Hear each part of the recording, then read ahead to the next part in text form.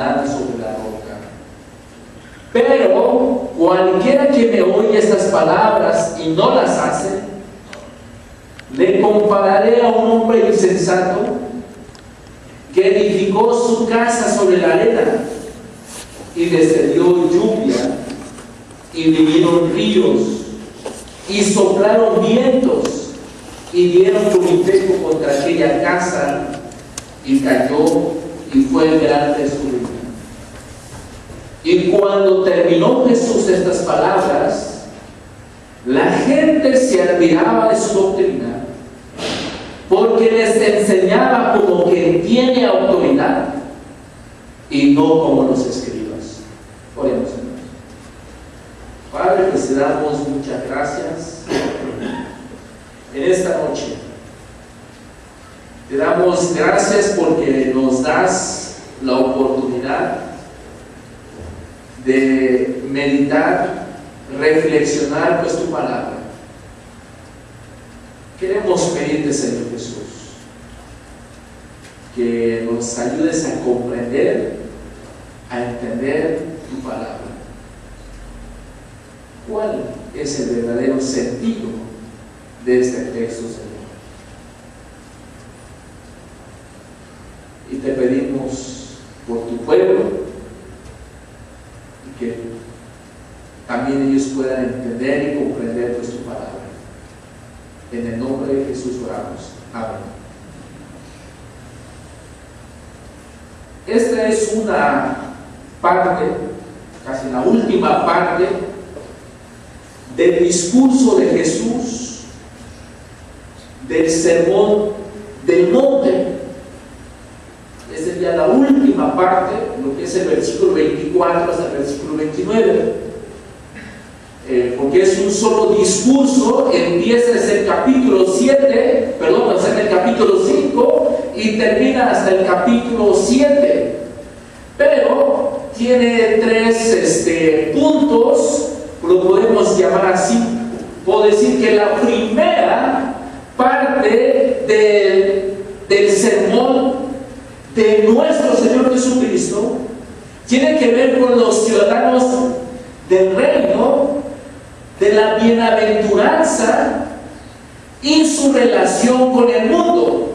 Es en el capítulo 5, del versículo 1 al 16. En la segunda parte de su sermón de nuestro Señor Jesucristo, habla de la justicia que el Rey da a los ciudadanos del reino y la justicia que Él mismo exige de ellos. Ese es en el capítulo 5, del versículo 17, todo es el capítulo 5, y el capítulo 6, hasta el capítulo 7, hasta el versículo 12. Ahora, en la parte final del sermón de nuestro Señor Jesucristo, en el capítulo 7, del versículo 13 hasta el versículo 29, exhorta a todos los que han escuchado el mensaje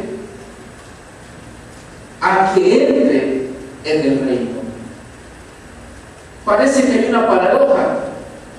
Los ciudadanos ya están en el reino, pero nos preguntamos para qué nuestro Señor Jesucristo les exhorta a entrar. Siendo ciudadanos, los que han oído el mensaje pues del reino, conscientemente tienen que hacer del reino el centro de su vida y de hacer la voluntad de nuestro Rey en su más alto placer. Estando dentro, el ciudadano tiene que escoger el reino como su verdadero supremo valor. Esto es entrar en el reino. La exhortación que hace nuestro Señor Jesucristo es de entrar ahora, ya, en el reino. Solamente entrando por la puerta y entrando en el camino podemos encontrar la vida. No solamente es el camino estrecho, es difícil, sino que hay los que no quieren que estemos en el camino. ¿Y quiénes son esas personas que no quieren que estemos en el camino? En el versículo 15 dice: guardaos de los falsos profetas. Los que no quieren que estemos en el camino son los falsos profetas, los que dan un mensaje falso, los que nos engañan. Se presentan en una forma engañosa, aparente ser lo que no son. Se presentan en forma de una oveja, si no es lobos rapaces. Los falsos profetas, falsos maestros, falsos apóstoles y falsos testigos son un constante peligro en la iglesia neotestamentaria. Desde el tiempo de nuestro Señor Jesucristo hasta el día de hoy. Entonces, nuestro Señor Jesucristo nos dice: guardaos. Esta palabra es un imperativo, es una orden. Guardaos. Quiere decir manteneos constantemente de guardia o seguir guardándonos. La verdad es que los falsos profetas parecen ser los verdaderos. Los lobos vestidos de ovejas parecen ser ovejas. No lo podemos distinguirlos con solamente mirarlos. Tenemos que esperar y mantener la vigilancia. Los falsos profetas están disfrazados. No los reconocemos por lo que son, a menos que los vigilemos y que tengamos alguna norma para aplicar su juicio. La norma que nos da nuestro Señor Jesucristo nos da una pista para distinguir a los falsos profetas, pero dice la palabra que es por su fruto. En el versículo 16: por su fruto los conoceréis. Entonces, el Señor nos da una pista cómo distinguir a una persona que no es el profeta verdadero. Dice que es por su fruto, que no es fruta en el sentido pues de naranja, pera, manzana o mango. El fruto aquí obviamente es la expresión en la vida de la doctrina que se lleva adentro. Son las palabras y actos que revelan el corazón. Y por esa razón, la palabra nos dice: guardaos. El fruto, en este contexto, es la ética del reino. Las nuevas pautas de ética morales los tenemos que aplicar desde ahora a los maestros de hoy para ver si son falsos o verdaderos maestros. Esto tiene que ver con todo lo anterior, todo es el capítulo 5 y 6, con el nuevo sistema de valores, como la nueva justicia. Si no encontramos este fruto, los maestros examinados entonces son lobos y no son ovejas. En el versículo 21 nos dice, Mateo 7:21, no todo el que me dice, Señor, Señor, entrará en el reino de los cielos, sino el que hace la voluntad de mi Padre que está en los cielos. El ciudadano del reino no lo es por simplemente decirle, Señor, al Señor. No es tanto por decir como por hacer. El ciudadano, aquel que hace la voluntad del Padre, el contraste está entre el decir y el hacer. Entonces, en el capítulo 7, en el versículo 24 hasta el versículo 29, hay también un contraste, pero el contraste está entre el oír y el hacer, entre oidores y hacedores, entre el oír solamente y el oírlo para ponerlo en práctica. Y es precisamente aquí donde radica la importancia de la palabra de Cristo. Entonces, el ciudadano del reino es aquel que hace la voluntad del rey. Ese ciudadano tiene que saber la voluntad del rey. Porque si no conocemos la voluntad de nuestro Señor Jesucristo, pues no lo podemos poner en práctica. A menos que tengamos el conocimiento de la voluntad de nuestro Señor Jesucristo, entonces podemos ponerlos en práctica. El ciudadano no es para solamente saberla la voluntad del rey, sino es para hacerla, es para poner en práctica las enseñanzas, las instrucciones de nuestro Señor Jesucristo. El ciudadano tiene que oír la palabra de Dios con la intención de obedecer, escuchar con el fin de cumplir. Ello implica una nueva actitud hacia la palabra, una nueva apreciación de la palabra, es dar un nuevo valor a la palabra por el papel que desempeña en este alto valor, que es el reino de Cristo para el creyente. En esta parte de la Biblia, en el versículo 24, el método que escoge Jesús para enseñar este nuevo enfoque hacia la palabra es la parábola.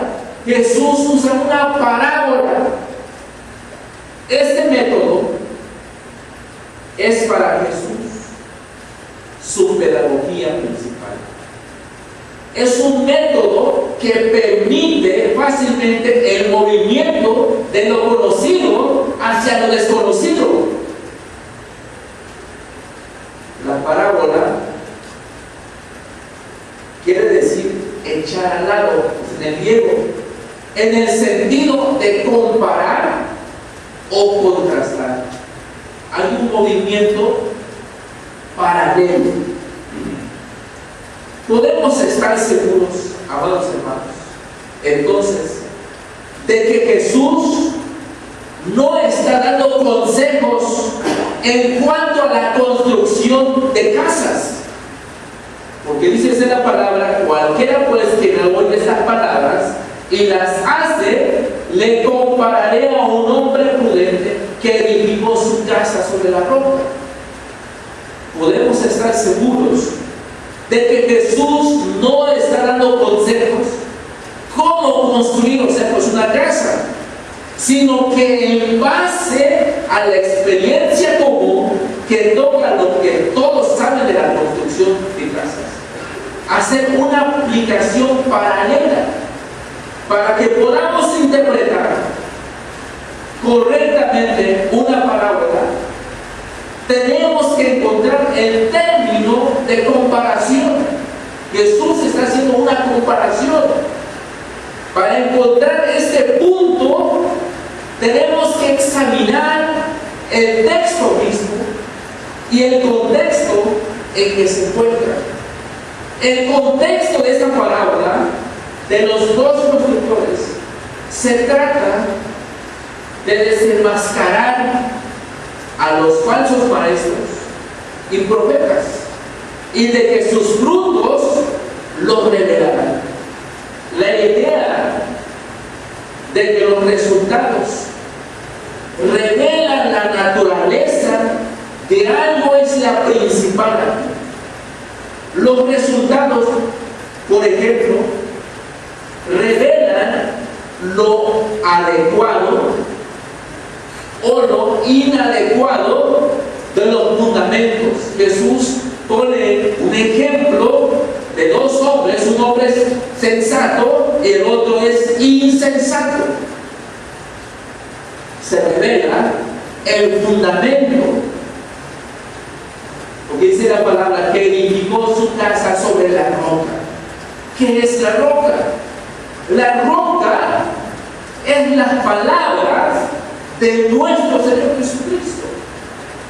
La diferencia entre la prudencia y la insensatez es la de solamente oírla para hacerla.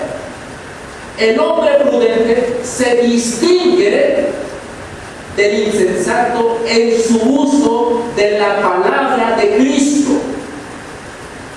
El hombre prudente se basa en la palabra, se guía en la palabra y se sostiene en las palabras de nuestro Señor Jesucristo. Y la persona insensata no se apega, no se guía en la palabra, no lo toma en cuenta en la palabra, se basa más bien en su sabiduría pues humana.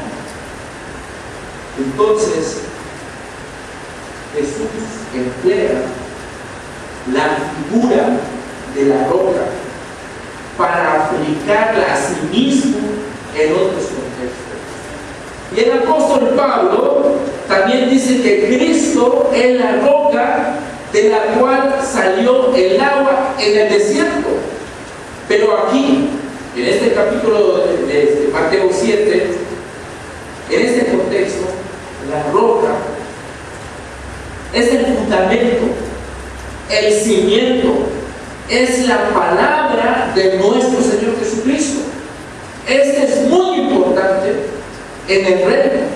Este es muy importante para cada uno de nosotros como creyentes, que nuestra base debe ser la palabra de nuestro Señor Jesucristo.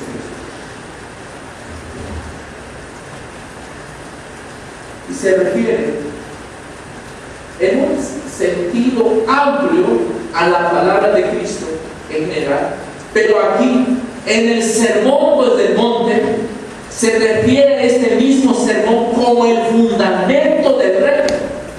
El punto es que las palabras pronunciadas de nuestro Señor Jesucristo son para ponerse en práctica.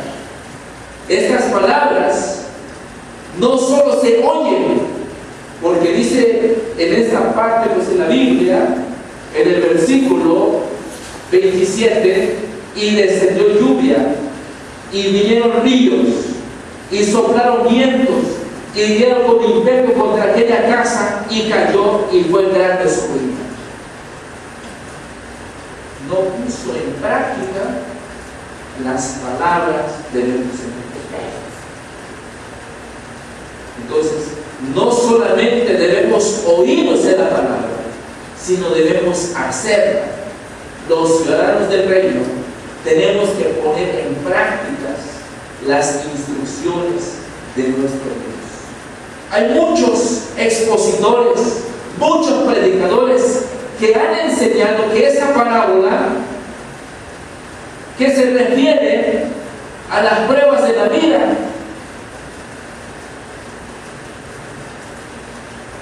pero no está hablando ese texto.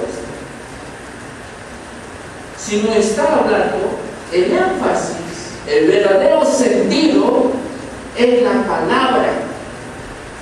Es la palabra de nuestro Señor Jesucristo. La única diferencia entre la casa que cae y la casa que se queda en pie es el fundamento, porque dice la palabra que edificó su casa sobre la roca.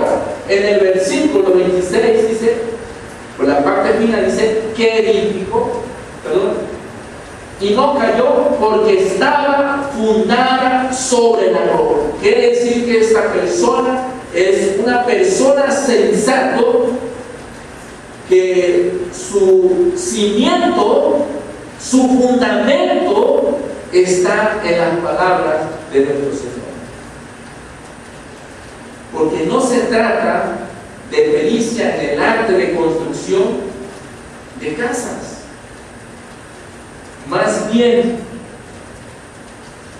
lo que se trata en este pasaje es la palabra, que debemos estar cimentados en la palabra, porque hay falsos predicadores, falsos profetas, y si no tenemos conocimientos de la palabra, nos desvían.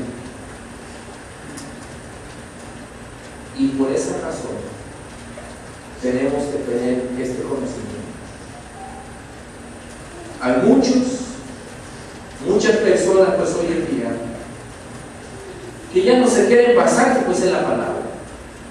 Ellos dicen pues que la palabra que ya se pasó de moda, y quieren sembrar, quieren plantar iglesias y quieren hacer pues una iglesia como una empresa. Entonces, nosotros como creyentes en Cristo tenemos que basarnos en la palabra, tenemos que guiarnos en la palabra, porque la palabra es suficiente.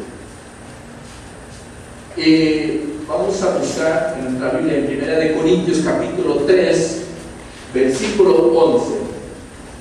1 Corintios capítulo 3 versículo 11.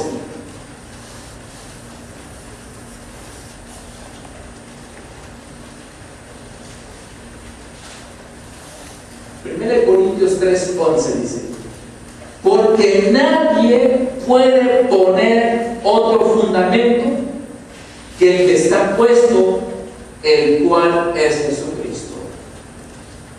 No solamente es adecuada, también es suficiente. Dice que no se puede echar otro fundamento sino aquel que se ha echado. Así como ciertos ingredientes no se mezclan bien para hacer el cemento, para un fundamento. Así la roca, que es la palabra de Dios, no tolera que haya otros ingredientes en la mezcla. La roca se basta, es suficiente, funciona solo, o sea, la palabra. No necesitamos agregarle otras cosas.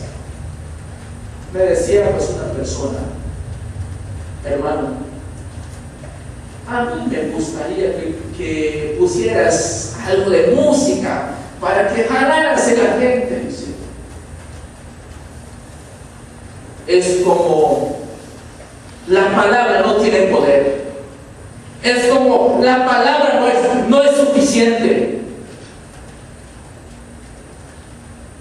Romanos pues 1:16 dice: porque no me avergüenzo del evangelio, porque es poder de Dios. No necesitamos agregarle otra cosa. Tenemos que confiarnos en la palabra. Cuando comunicamos correctamente en la palabra, los resultados pues en la iglesia. Entonces, el apóstol Pablo dice: porque nadie puede poner otro fundamento que el que está puesto, el cual es Jesucristo. La palabra de Dios es suficiente. y funciona sola, y no necesitamos agregar pues otra cosa.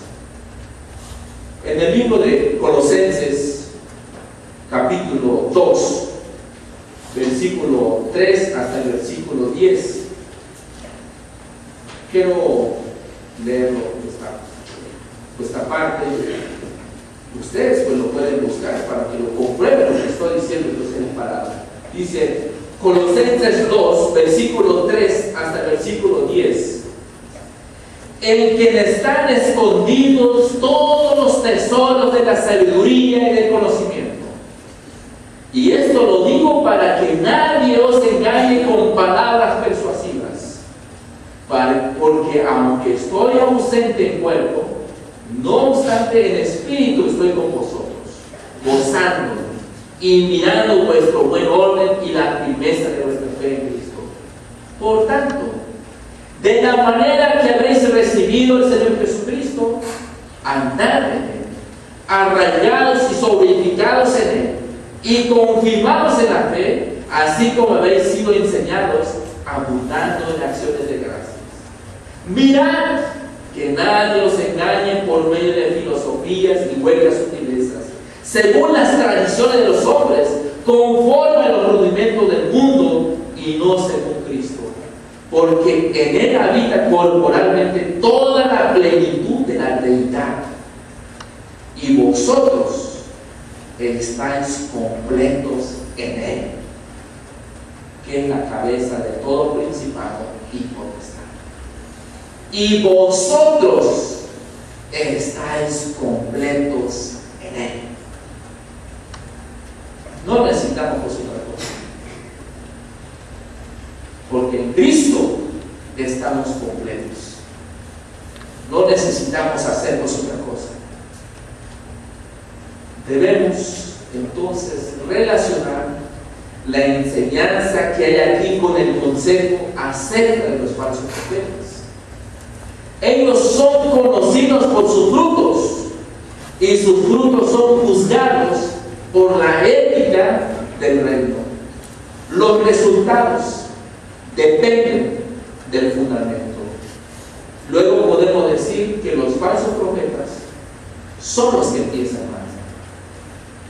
El falso profeta es aquel que oye las palabras de Jesús, pero no las hace.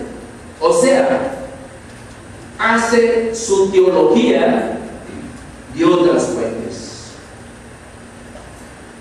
Entonces, en el versículo 28 y 29 de Mateo capítulo 7, versículo 28 y 29,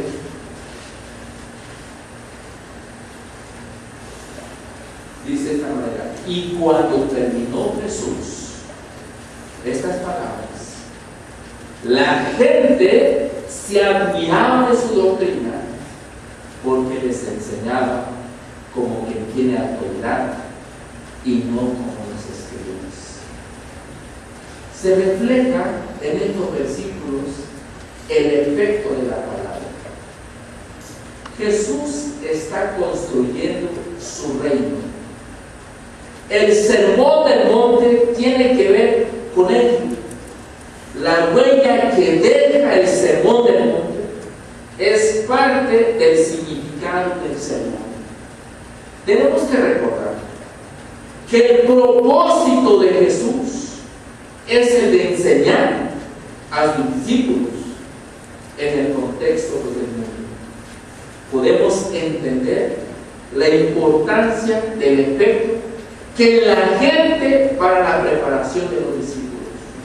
Las multitudes tienen que experimentarlo a fin de que puedan entender la importancia de la palabra para el desarrollo del reino.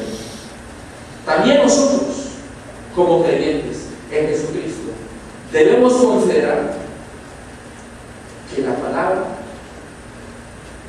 es la palabra de Cristo. La admiración de la gente no es solamente admiración por un sermón, sino también para aquel que lo pronunció. Nadie les había hablado como Él les habló. Los que oyeron el sermón del maestro no cabían de admiración. Se quedaron impactados por las enseñanzas de nuestro Señor Jesús. Dos cosas les impresionaban: su doctrina y su autoridad. Su doctrina, porque les dijo la verdad con toda claridad. Autoridad, porque tuvo posesión absoluta de la verdad. Se quedaron igualmente impresionados por el contenido del sermón, como por el que lo pudo exponer como la verdad absoluta. Jesús habló sin citar a muchos eruditos, como lo hacían los escribas para sostener sus afirmaciones. Jesús simplemente dijo y punto. Lo atrevido de lo que dijo y de cómo lo dijo les dejó pasmados. Eso es lo que nos dice la palabra. Y cuando terminó Jesús estas palabras, la gente se admiraba de su doctrina, porque les enseñaba como que tiene autoridad y no como los escribas. Entonces, nosotros, como pueblo de Dios, tenemos que guiarnos en la palabra, siempre en la palabra, que no necesitamos otra cosa más que la palabra, porque el que sostiene, el que proyecta hacia la iglesia es la palabra de Dios, no es la sabiduría humana, sino es la palabra de Dios. Y que se sepa, nos ponemos de pie.